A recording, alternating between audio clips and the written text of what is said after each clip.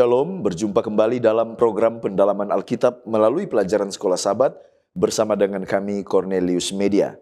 Pastikan saudara-saudara telah mempersiapkan diri dengan mempelajari pelajaran Sekolah Sabat di tempat kita masing-masing sebelum mengikuti program ini. Saya Pendeta Edward Taliwongso ditemani oleh Pendeta Jerry Mangirongkonda dan Pendeta Widodo Purwanto. Kita sudah tiba di pelajaran yang ke-6 dengan tema Dua Saksi. Sebelum kita maju, mari kita tunduk kepala dan kita berdoa. Bapa kami yang di sorga, kami mohon kuasa dan hikmat untuk mempelajari firman-Mu. Karena firman-Mu berkuasa dan dahsyat, tolonglah kami untuk melihat kebenaran-Mu. Di dalam nama Yesus Kristus kami sudah berdoa. Amin. Kami mengingatkan bahwa program ini terbagi dalam 4 bagian. Yang pertama kita melihat dasar Alkitabiah pelajaran Sekolah Sabat kita pekan ini. Yang kedua kita mencoba menggali makna dari ayat inti. Yang ketiga pertanyaan yang muncul dari pelajaran hari per hari. Dan bagian akhir kita tiba kepada aplikasi. Mari kita lihat bagian yang pertama, dasar firman Allah. Wahyu 11 ayat 3-6. Ayat-ayat ini berbicara tentang dua saksi yang akan memberi kesaksian selama 1260 hari. Mereka akan diserang, dibunuh oleh binatang yang keluar dari jurang maut, dan setelah 3,5 masa, mereka akan bangkit kembali dan diangkat ke sorga. Lalu kemudian Sakaria 4 ayat 14 menyatakan ada dua saksi, zaitun di sebelah kanan dan kiri kandil emas yang merupakan para saksi bagi Tuhan. Wahyu 12 ayat 5, ayat 6, ayat 14, ayat 15 menyatakan bahwa seorang perempuan yang sedang mengandung akan melahirkan seorang anak laki-laki yang akan berkuasa atas bangsa-bangsa. Lalu kemudian dia akan diselamatkan dari sang naga dan akan diberi tempat di padang gurun untuk dijaga selama 1260 hari. Daniel 7 ayat 25, tanduk kecil akan mengubah hukum dan waktu dan bahwa orang-orang kudus akan diserahkan ke dalam tangannya selama 1 masa, 2 masa, dan setengah masa. Yesaya 54 ayat 17 menyatakan bahwa tidak ada senjata yang dibuat melawan Tuhan akan berhasil, dan setiap lidah yang akan menuduh akan dihukum. Mazmur 119 ayat 89 mengatakan bahwa firman Tuhan dan kebenarannya akan terus ada dari generasi ke generasi. Lalu Wahyu 11 ayat 15-18, ayat-ayat ini menunjukkan bahwa saat bunyi trompet yang ketujuh, maka suara-suara di sorga mengakui bahwa kerajaan dunia ini telah menjadi milik Tuhan dan dia akan memerintah untuk selama-lamanya. Sekarang kita akan lihat pengertian judul dua saksi. Apa dan siapa yang dimaksud dengan dua saksi? Tentu saja kalau kita belajar, maka kita temukan Alkitab itu sendiri, yaitu Perjanjian Lama dan Perjanjian Baru, atau juga disebutkan tentang kaki dian dan pohon zaitun menurut Wahyu 11 ayat 3 dan 4. Apa tugas dari dua saksi ini? Tugas mereka adalah untuk menyatakan kebenaran dan mengekspos kepalsuan. Andrews Bible Commentary New Testament, halaman 1968 mengatakan, Allah akan memberi kuasa kepada kedua saksinya untuk bernubuat selama periode 1260 hari. Mengapa dua? Oleh karena sistem hukum Israel kuno mensyaratkan setidaknya 2 orang saksi untuk menetapkan sesuatu sebagai sesuatu yang benar. Ulangan 19 ayat 15, Yohanes 8 ayat 17. Dan mengikuti praktek tersebut, Yesus mengutus para muridnya juga berdua-dua. Jadi, konsep 2 orang saksi yang mengabarkan Injil menunjukkan keaslian dari pesan tersebut. Kepada siapa 2 saksi ini menjadi kesaksian atau bersaksi? 2 saksi dalam kitab Wahyu, seperti yang dijelaskan dalam Wahyu 11 ayat 3-6, memberikan kesaksian atau bersaksi kepada dunia.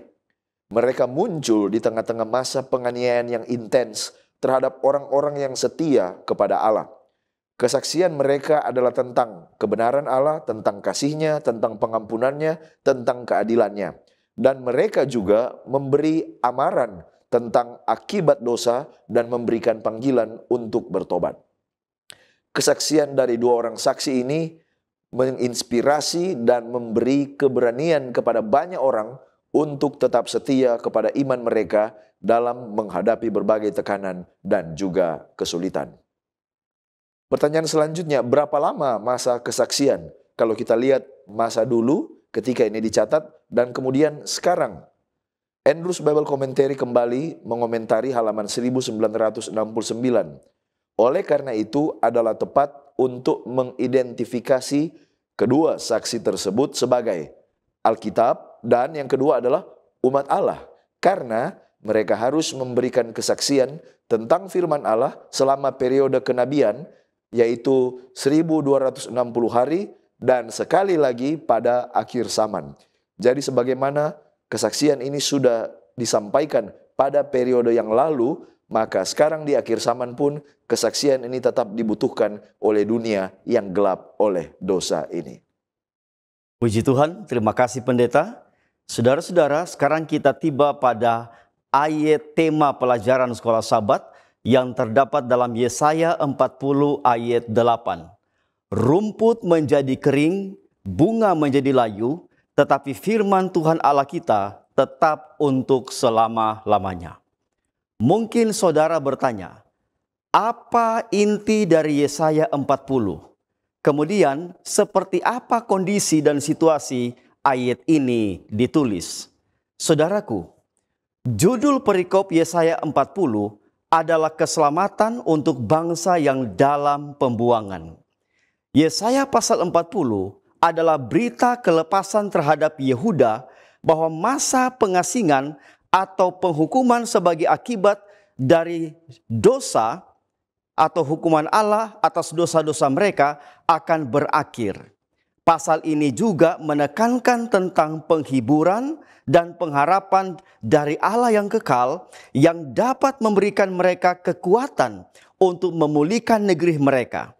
Ini adalah kabar baik yang harus mereka percaya. Kemudian pertanyaan, apa pengertian rumput dan bunga di ayat inti pelajaran sekolah Sabat? Lalu, apa hubungannya dengan firman Tuhan?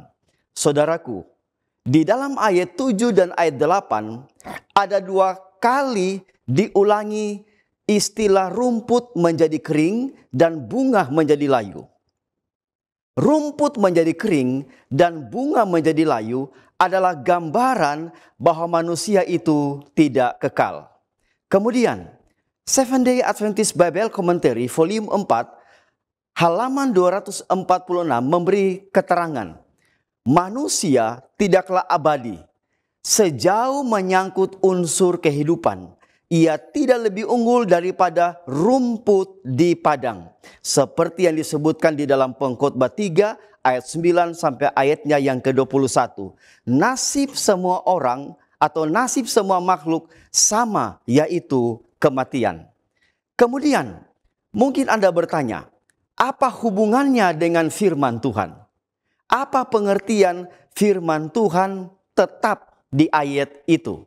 Saudaraku, Seventh-day Adventist Bible Commentary volume 4 halaman 246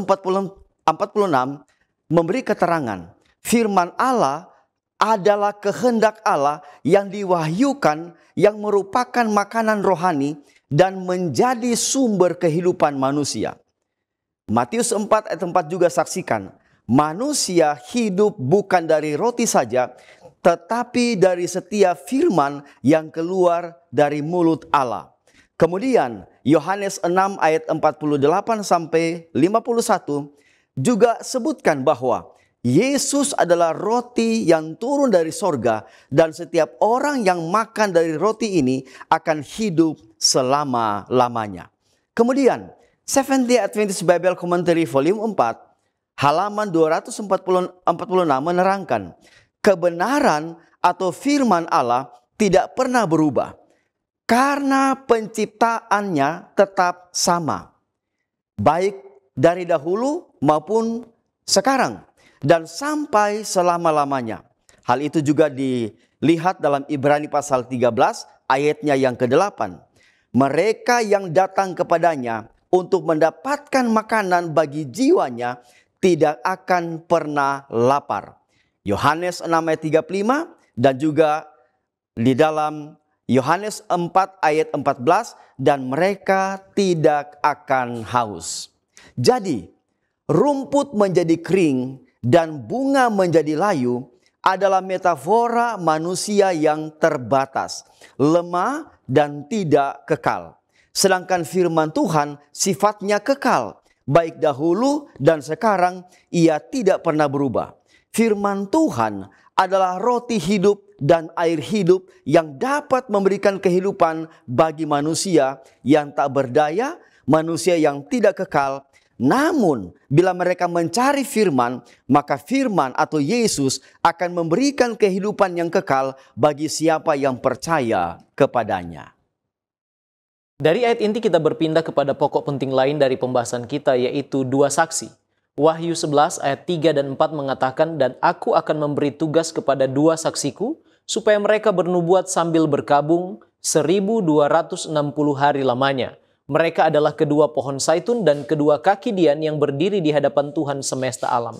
Nah, sesuai konteks pelajaran sekolah Sabat, apa arti dua saksi, yaitu kaki dian dan pohon zaitun dalam ayat-ayat ini? Gambaran tentang kedua saksi dalam Wahyu 11 ayat 3 dan 4 serupa dengan yang digambarkan dalam kitab Sakaria pasal yang keempat, di mana Nabi Sakaria melihat dua pohon zaitun di kedua sisi kaki dian yang melambangkan kedua orang yang diurapi yang berdiri di dekat Tuhan sesuai dengan ayat yang ke-14. Nah, dalam Sakaria pasal yang keempat, pohon-pohon zaitun itu memberikan minyak ke dalam kaki dian atau kandil yang oleh orang Israel disebut menorah, agar supaya tetap menyala dan memberikan cahaya. Mazmur 119 ayat 105 katakan, "Firman-Mu itu pelita bagi kakiku dan terang bagi jalanku." Jadi kedua saksi itu melambangkan firman Allah yang diberitakan dalam kuasa Roh Kudus untuk menerangi dunia, sebab minyak melambangkan Roh Kudus. Itulah Alkitab baik perjanjian lama maupun perjanjian baru. Alfa Omega Jilid 8, chapter 15 halaman 279 mengatakan bahwa kedua saksi itu melambangkan Alkitab perjanjian lama dan perjanjian baru. Kedua-duanya adalah saksi penting mengenai asal mula dan kekekalan hukum Allah. Keduanya juga menjadi saksi rencana keselamatan. Nah, sesuai konteks pelajaran sekolah Sabat, tugas kedua saksi ini adalah untuk bernubuat sambil berkabung. Apa isi nubuatannya dan mengapa disebut berkabung? Bernubuat di sini pengertiannya adalah bahwa kedua saksi itu, Alkitab Perjanjian Lama dan Perjanjian Baru, tetap berbicara kepada banyak orang. Seventh-day Adventist Bible Commentary volume 7 halaman 802 mengatakan bahwa Roh Allah khususnya yang dimanifestasikan dalam kitab suci akan tetap memberikan kesaksiannya kepada orang-orang yang mau menerimanya. Isinya adalah tentang kebenaran Injil di dalam Yesus Kristus. Alfa Omega Jilid 8 halaman 279 kembali mengatakan lambang-lambang atau contoh-contoh dan nubuatan-nubuatan Alkitab Perjanjian Lama menunjuk pada juru selamat yang akan datang. Buku Injil dan surat-surat rasul-rasul Alkitab Perjanjian Baru menerangkan juru selamat yang sudah datang dengan cara yang tepat seperti yang dikatakan sebelumnya oleh lambang dan nubuatan.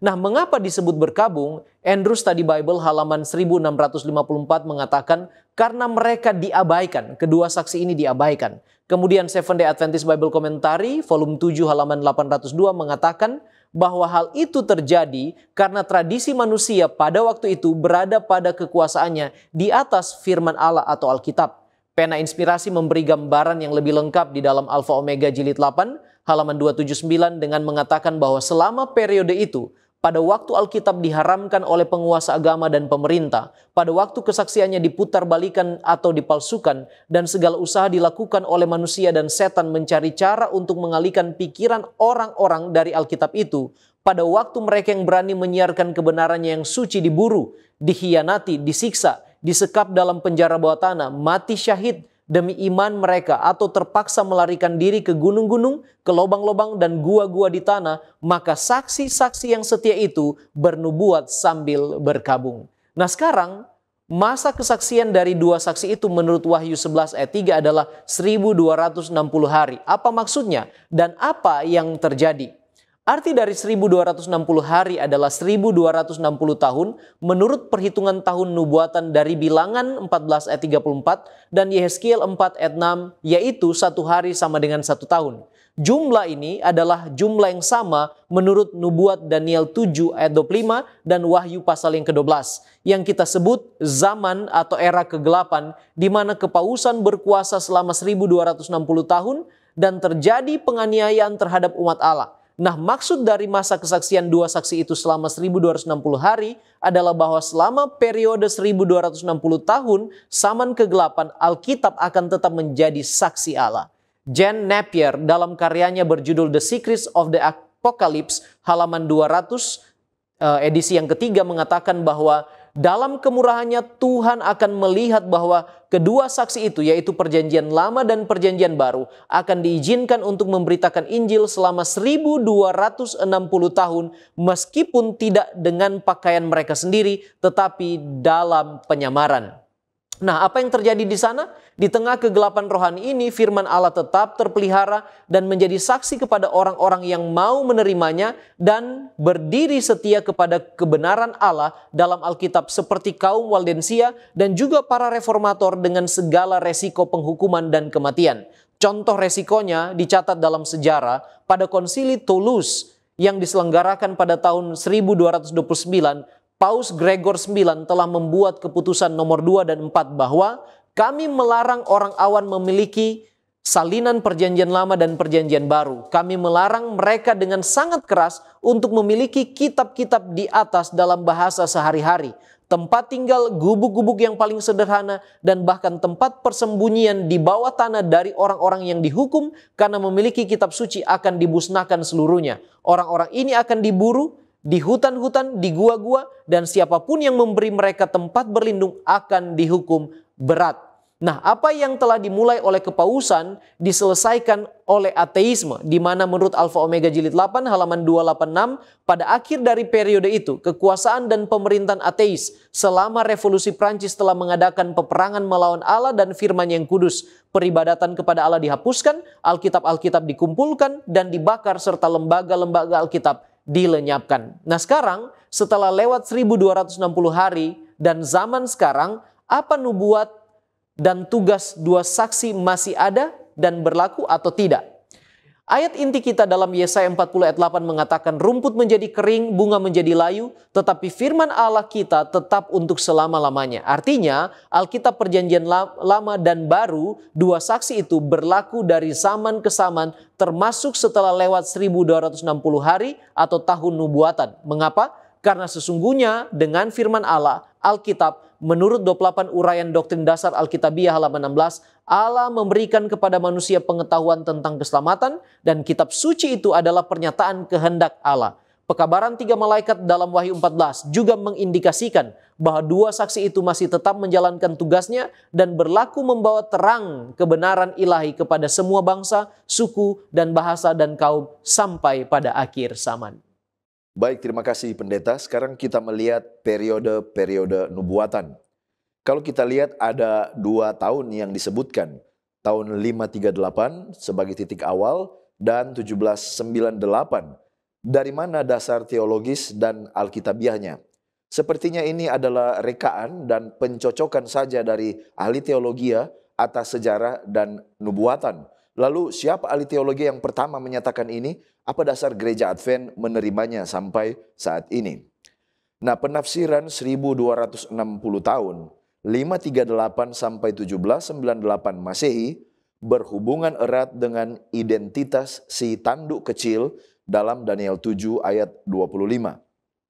Seperti yang telah kita lihat di pelajaran yang keempat terdahulu, Daniel 7 ayat 25 mengatakan bahwa kuasa tanduk kecil yang akan muncul dari keruntuhan kekaisaran Romawi akan menganiaya umat Allah selama 1 masa, 2 masa, dan setengah masa.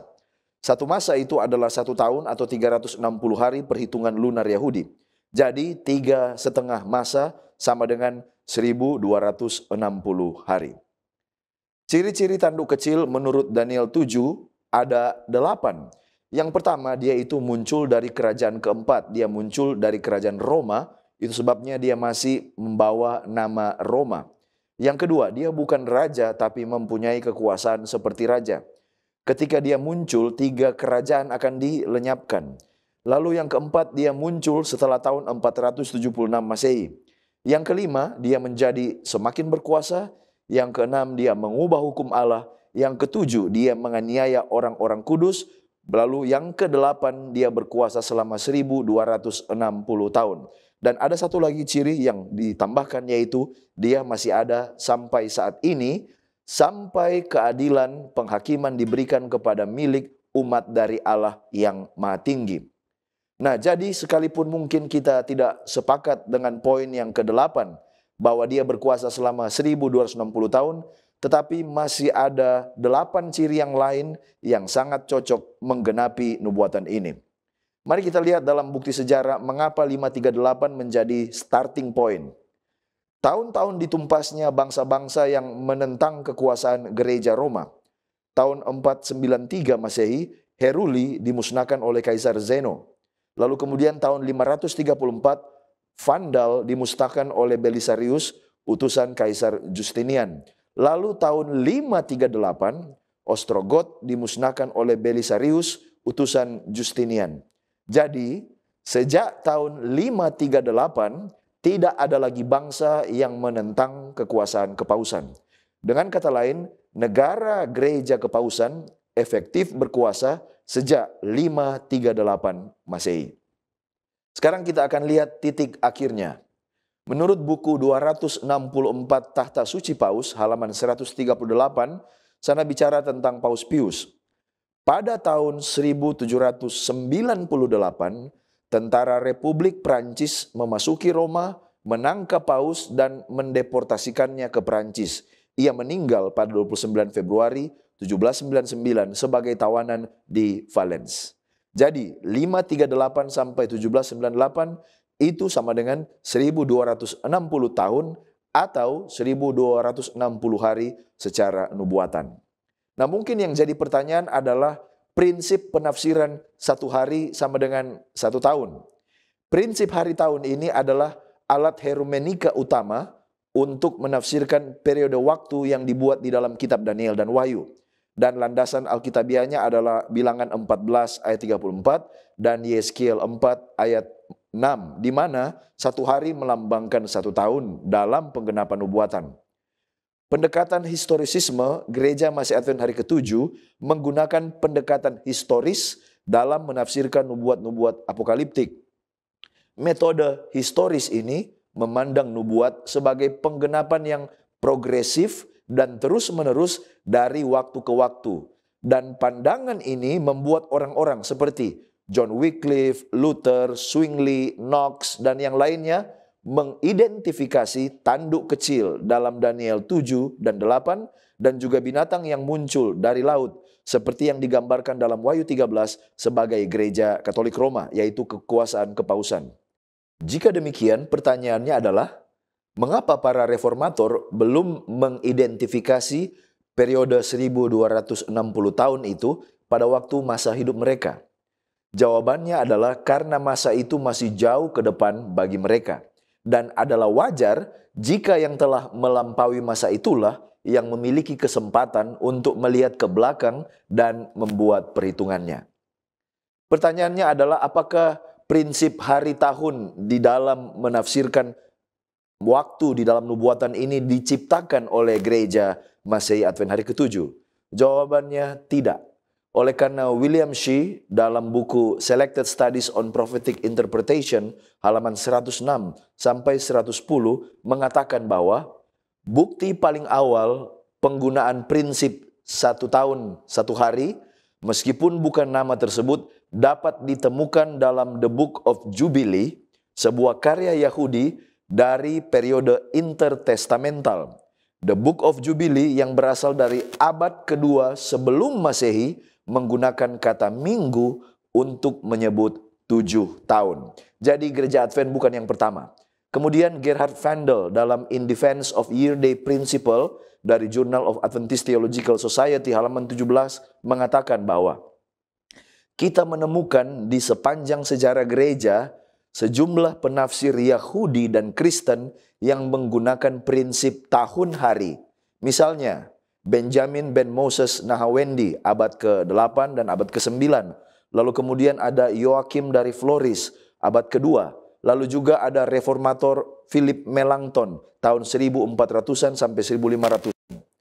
Dengan demikian, Gereja Masehi Advent hari ke-7 bukanlah yang pertama dan satu-satunya yang menggunakan prinsip hari tahun di dalam nubuatan.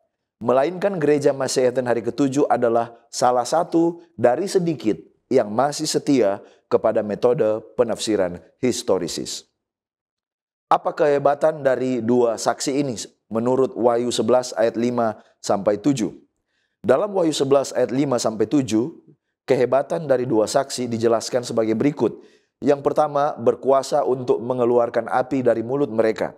Ini mengingatkan Elia yang memanggil api dari langit dalam 2 Raja-Raja 1 ayat 9 sampai 14. Dan juga kuasa firman Allah yang menjadi api di mulut Nabi Yeremia yang membinasakan orang fasik. Yeremia 5 ayat 14. Yang kedua, kuasa untuk menutup langit agar hujan tidak turun. Ini merujuk kepada periode kemurtadan nasional dan ketidakadaan firman Tuhan di Israel di zaman Raja Ahab, 1 Raja-Raja 17. Langit tidak menurunkan hujan selama 3,5 tahun, menunjukkan kuasa firman Allah atas alam. Dan yang ketiga, kuasa untuk mendatangkan bala penyakit. Ini adalah sebuah refleksi dari tulah yang diberikan di Mesir melalui Nabi Musa, Keluaran 7-11.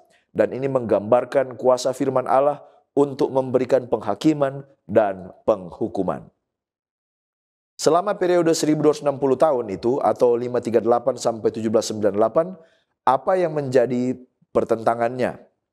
Dari sudut pandang Protestan, terdapat beberapa ajaran yang dianggap telah diselewengkan oleh Gereja Roma selama periode kekuasaannya ketika dia mendapat dukungan dari Kekaisaran Roma dan raja-raja di Eropa. Ada beberapa. Yang pertama adalah pengajaran tentang keselamatan.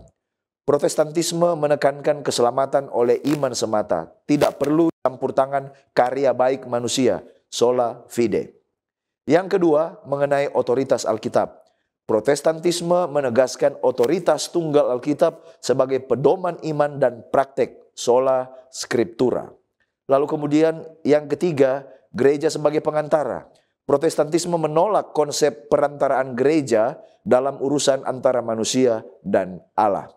Oleh karena Kristus adalah satu-satunya perantara. Yang keempat, pengabdian kepada Allah. Protestantisme menekankan pentingnya pengabdian langsung kepada Allah, tidak membutuhkan perantara atau ritual gereja, atau tidak membutuhkan pemujaan kepada santo atau santa, atau juga penggunaan bahasa Latin dalam ibadah yang dianggap menghalangi keterlibatan langsung umat di dalam ibadah. Lalu yang kelima, Protestantisme menekankan pemisahan antara gereja dan negara serta kebebasan beragama. Bagaimana dengan Alkitab? Kapan Alkitab itu ada? Apakah Alkitab ini yang dipertentangkan?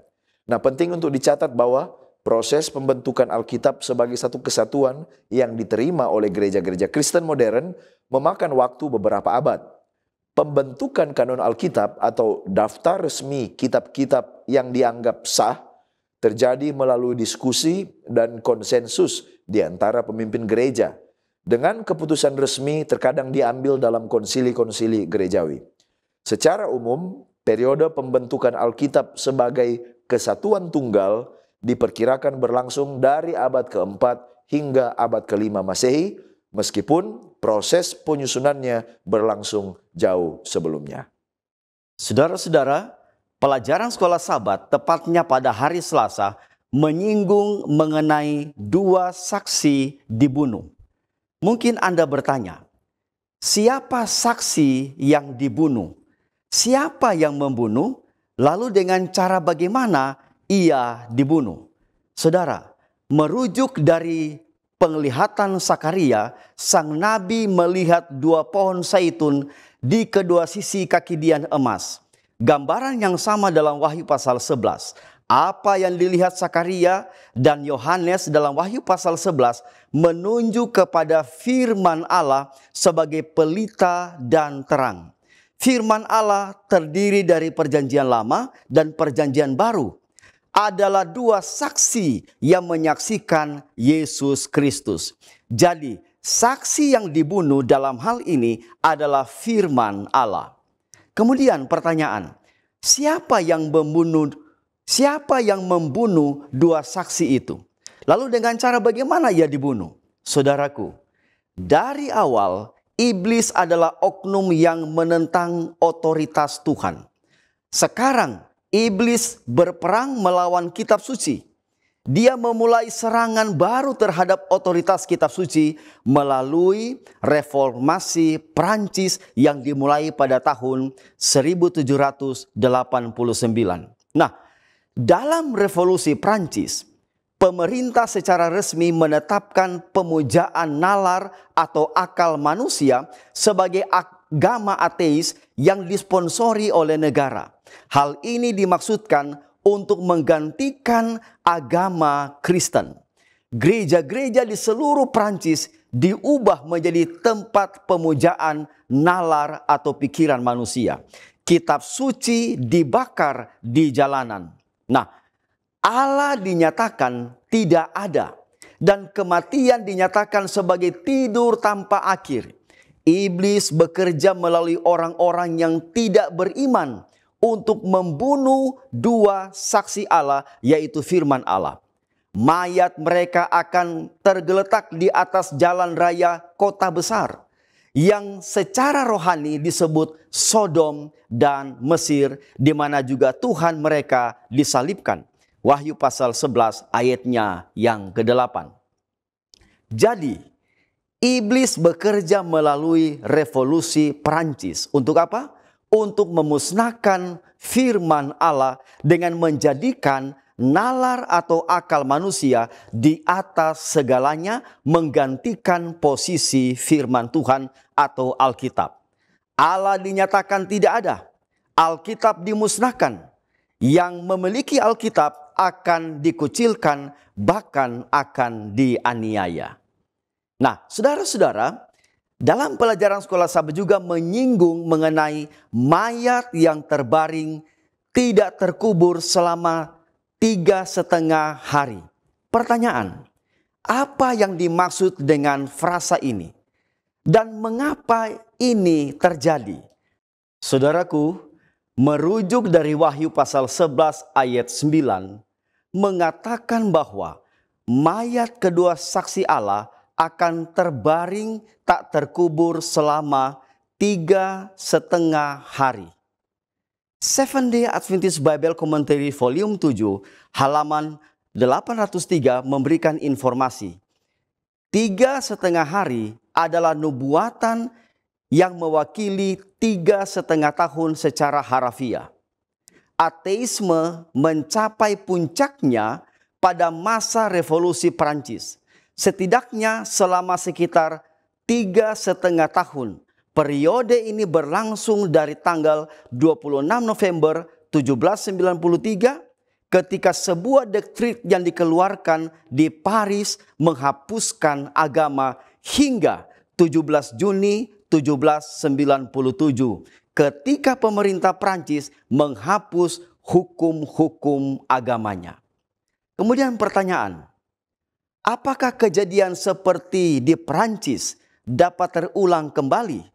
Saudaraku, Seventh-day Adventist Bible Commentary volume 7 halaman 822 mengatakan, legislasi dalam hal agama pernah diikuti dengan penganiayaan. Hal ini terjadi pada abad pertengahan. Tindakan pembantaian kaum Albigenses dan Waldensi dan yang lainnya oleh kekuasaan sipil didorong oleh gereja yang dominan pada masa itu. Dalam upayanya untuk membuat semua penduduk bumi memberikan kesetiaan kepada binatang yang pertama. Hal itu saudara dapat lihat juga di dalam ayatnya yang ke-8 Wahyu pasal 13. Binatang yang kedua akan mengeluarkan dekret yang mengancam dengan kematian semua orang yang akan mempertahankan kesetiaan mereka kepada Allah. Hal itu dapat dilihat dalam Wahyu pasal 13 ayatnya yang ke-15. Kemudian Ellen G. White dalam bukunya Pertentangan Besar Antara Kristus dan Setan, volume 5 halaman 615, saksikan. Kita telah menerima pekabaran itu, dan setan akan mengobarkan semangat kebencian dan penganiayaan yang lebih besar lagi di waktu kemudian. Menurut keterangan ini, kita mengerti bahwa peristiwa aniaya karena iman dan percaya kepada firman-Nya akan mengalami atau akan terjadi kembali, bahkan akan lebih gencar pada akhir zaman. Terima kasih pendeta, saat ini kita berbicara tentang dua saksi dibangkitkan. Nah, siapa yang dimaksud dua saksi yang dibangkitkan? Dan dengan kuasa apa dan oleh siapa dibangkitkan? Wahyu 11 ayat 11 katakan, 3,5 hari kemudian masuklah roh kehidupan dari Allah ke dalam mereka, sehingga mereka bangkit dan semua orang yang melihat mereka menjadi sangat takut. Kata mereka di sini merujuk kepada dua saksi di ayat yang ketiga Wahyu pasal 11 yang adalah firman Allah, Alkitab Perjanjian Lama dan Perjanjian Baru. Jadi dua saksi yang dibangkitkan itu adalah Alkitab Perjanjian Lama dan Perjanjian Baru. Dibangkitkan di sana oleh Allah dan oleh kuasanya saja. Seventh-day Adventist Bible Commentary volume 7 halaman 803 mengatakan bahwa Allah pemberi segala kehidupan membangkitkan saksi-saksinya itu yang setia. Nah, sekarang bagaimana proses kebangkitannya? Alfa Omega Jilid 8 halaman 299 sampai 301 memberi gambaran bagaimana proses kebangkitan dua saksi yang melambangkan Alkitab itu. Dikatakan bahwa pada tahun 1793 dekrit penumpasan agama Kristen dan pengesampingan Alkitab diluluskan oleh Majelis Permusyawaratan Prancis. 3,5 tahun kemudian suatu resolusi membatalkan dekrit itu. Dengan demikian diberikan toleransi kepada Alkitab. Pada hari itu juga, semenjak Prancis memerangi kedua saksi-saksi Allah itu, maka saksi-saksi itu telah dihormati seperti yang belum pernah sebelumnya. Dan di sana juga dalam proses kebangkitannya, lembaga-lembaga Alkitab diorganisasikan. Yang pertama, pada tahun 1804, British and Foreign Bible Society, lembaga Alkitab Inggris dan luar negeri telah diorganisir, kemudian diikuti cabang-cabangnya di benua Eropa. Alkitab telah dicetak dan diedarkan pada waktu itu dalam 50 bahasa dan kemudian diterjemahkan ke lebih dari 400 bahasa dan bahasa-bahasa daerah. Yang kedua, tahun 1816 didirikan Lembaga Alkitab Amerika atau American Bible Society. Jadi ini melambangkan atau menunjukkan bahwa kebangkitan dari dua saksi. Kemudian menjelang akhir abad ke-18 terjadi kebangunan semangat misionaris dan kemajuan dalam pekerjaan percetakan yang membantu penyebar luasan Alkitab. Sarana komunikasi bertambah dan hilangnya kekuasaan Paus Roma telah membuka jalan untuk masuknya firman Allah. Alkitab untuk beberapa tahun telah dijual tanpa hambatan di jalan-jalan kota Roma dan sekarang telah dibawa ke seluruh penjuru dunia yang berpenduduk. Demikianlah proses kedua saksi itu bangkit. Nah, sekarang bagaimana dua saksi boleh bertahan sampai sekarang? Apakah ada campur tangan Tuhan? Allah dikatakan berkuasa menjaga firman-Nya dari serangkaian serangan setan. Ia menggunakan umat-umatnya untuk memelihara kebenaran firman Allah dengan setia dari satu generasi kepada generasi selanjutnya dan menggunakan para reformator untuk menjaga kelangsungan dari Alkitab. Mazmur 119 ayat 89 katakan, untuk selama-lamanya ya Tuhan firman-Mu tetap teguh di sorga. Yesaya 54 ayat 17 bagian A, setiap senjata yang ditempat terhadap engkau tidak akan berhasil dan setiap orang yang melontarkan tuduhan melawan engkau dalam pengadilan akan engkau buktikan salah. Kemudian Mazmur 111 ayat 7 dan 8, perbuatan tangannya ialah kebenaran dan keadilan. Segala titahnya teguh, kokoh untuk seterusnya dan selamanya dilakukan dalam kebenaran dan kejujuran. Kemudian tidak boleh kita abaikan. Yesus katakan dalam Matius 24 ayat 35, langit dan bumi akan berlaku, tetapi perkataanku tidak akan berlalu. Nah, kitab suci ini telah bertahan dari serangan setan yang telah bersatu dengan orang-orang jahat untuk membuat segala sesuatu yang berkarakter ilahi diselimuti awan dan kegelapan. Tetapi Tuhan telah memelihara kitab suci ini dengan kuasanya yang ajaib dalam bentuknya yang sekarang, sebuah bagan atau buku panduan bagi keluarga manusia untuk menunjukkan kepada mereka jalan ke surga. Baik, selanjutnya kita akan mempelajari tentang kebenaran menang. Apa yang dimaksud kebenaran sesuai dengan konteks pelajaran hari Kamis? Kebenaran dalam konteks pelajaran sekolah Sabat hari Kamis mengacu kepada keyakinan bahwa meskipun dunia ini dihantui oleh serangan musuh, pergumulan antara kebaikan dan kejahatan, pekerjaan Tuhan di bumi akan mencapai kemenangan yang mulia. Kebenaran dalam hal ini adalah kemenangan akhir dari kebaikan Allah atas kejahatan, Kristus atas iblis, dari kerajaan Allah atas pemerintah-pemerintah yang jahat. Apa yang dimaksud dengan kebenaran menang? Menang atas apa? Bagaimana dia boleh menang dan siapa yang membantu sehingga memperoleh kemenangan? Kebenaran menang ini mengacu kepada kemenangan akhir dari kebaikan Tuhan, kekuatan Tuhan, kebenaran Tuhan terhadap kejahatan, kuasa neraka, dan juga atas dosa. Kemenangan ini merupakan hasil dari karya Kristus dan juga bantuannya, serta kesetiaan umatnya yang mengalami pencobaan demi Kristus dan kebenarannya. Mereka ini menang atas apa? Menang atas kejahatan, menang atas kepalsuan, menang atas dosa, dan menang atas pengaruh iblis. Bagaimana boleh mengalami kemenangan? Yaitu dengan iman pada Kristus, kesetiaan kepadanya, dan kepatuhan pada firman-Nya. Siapa yang membantu menang? Satu-satunya yang membantu menang adalah Kristus sendiri. Bagaimana saudara dan saya dapat merasakan kebenaran itu menang pada saat ini? Apakah ada kemungkinan kebenaran akan kalah di kemudian hari pada masa depan?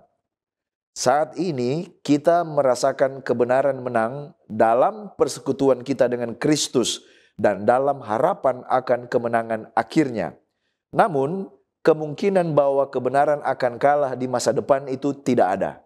Karena pada akhirnya, Kristus dan kerajaan Allah akan memenangkan pertentangan besar antara kebaikan dan kejahatan.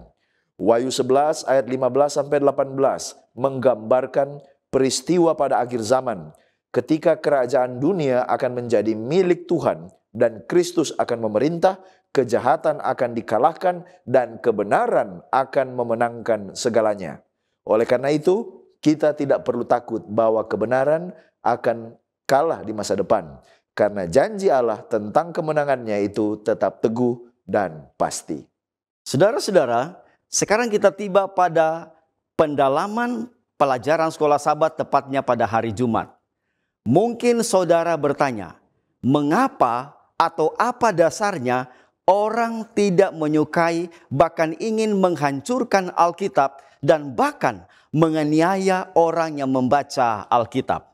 Saudaraku, setelah Yesus naik ke sorga, iblis mengarahkan usaha dan energinya untuk melawan firman Allah, kitab suci, dan umat pilihan Allah. Ellen G. White saksikan di dalam Kemenangan Akhir, halaman 242. Dan dia, iblis, yang kesukaannya ialah kesengsaraan manusia, telah diizinkan berbuat sekehendak hatinya.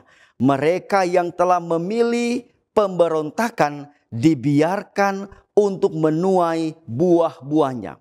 Sampai negeri itu dipenuhi dengan kejahatan yang terlalu mengerikan untuk dilukiskan dengan pena. Dari daerah-daerah provinsi yang sudah dirusak dan kota-kota yang sudah hancur, suatu jeritan yang memilukan terdengar. Suatu jeritan penderitaan yang paling pahit di Prancis terdengar.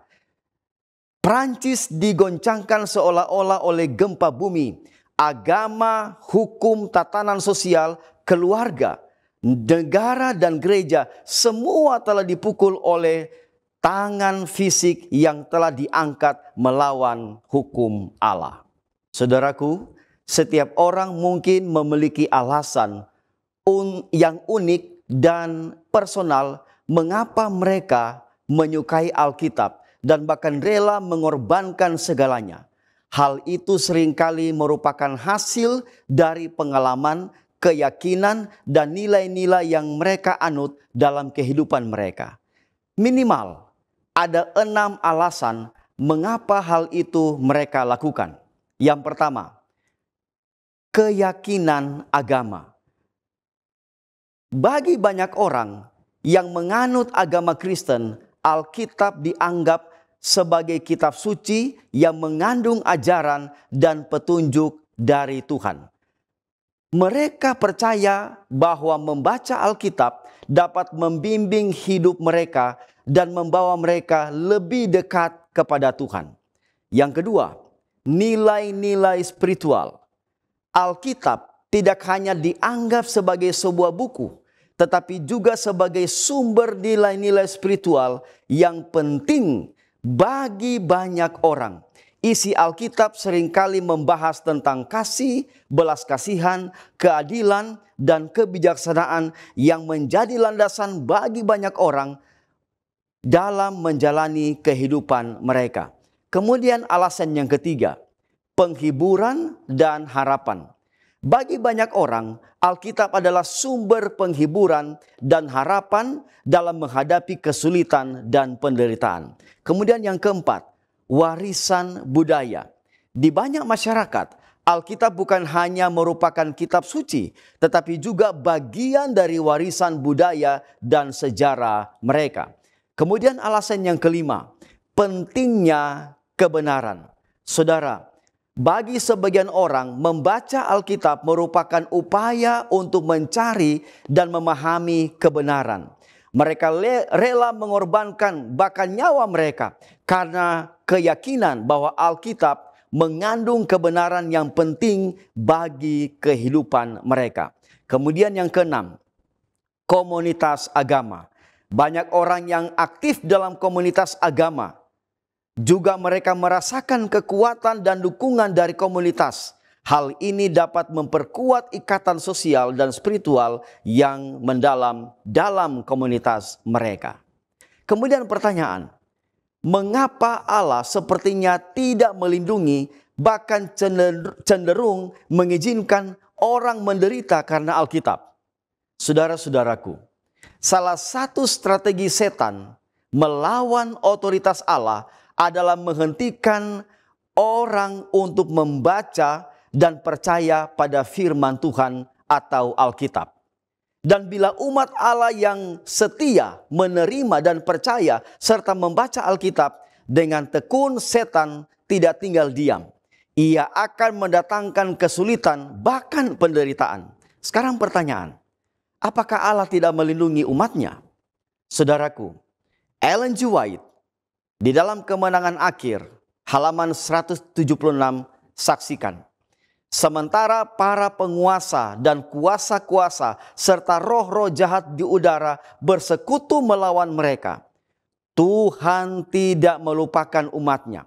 Sekiranya mata mereka dibuka, mereka akan melihat bukti-bukti kehadiran dan pertolongan ilahi sebagaimana yang telah diberikan kepada zaman Nabi dahulu. Nah, pada waktu itu hamba Elisa menunjukkan kepada tuannya bala tentara musuh yang mengelilingi mereka dan tidak lagi mempunyai kesempatan untuk meloloskan diri. Nabi itu berdoa kepada Allah, "Ya Tuhan, bukalah kiranya matanya supaya ia dapat melihat."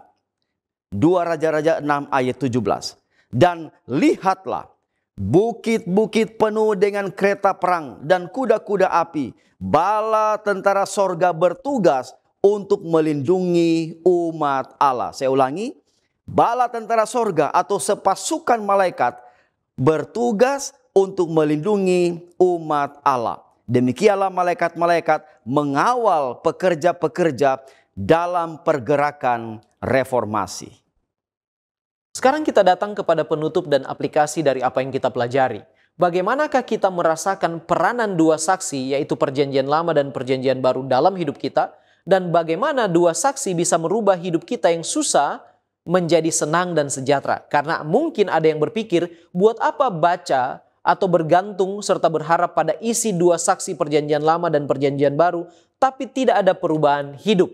Mazmur 1 ayat 1-3 mengatakan, berbahagialah orang yang tidak berjalan menurut nasihat orang fasik, yang tidak berdiri di jalan orang berdosa, dan yang tidak duduk dalam kumpulan pencemooh, tetapi kesukaannya ialah Taurat Tuhan, dan yang merenungkan Taurat itu siang dan malam. Ia seperti pohon yang ditanam di tepi aliran air, yang menghasilkan buahnya pada musimnya, dan yang tidak layu daunnya, apa saja yang diperbuatnya berhasil.